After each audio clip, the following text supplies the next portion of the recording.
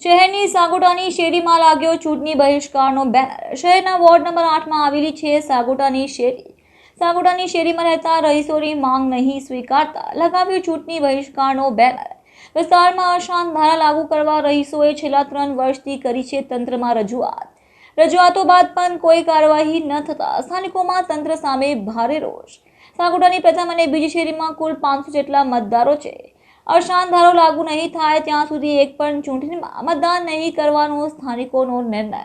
મારું નામ દરજી રસીલાબેન છે। અમે વોર્ડ નંબર 8 સાગોટાની પહેલી શેરીમાં રહીએ છીએ।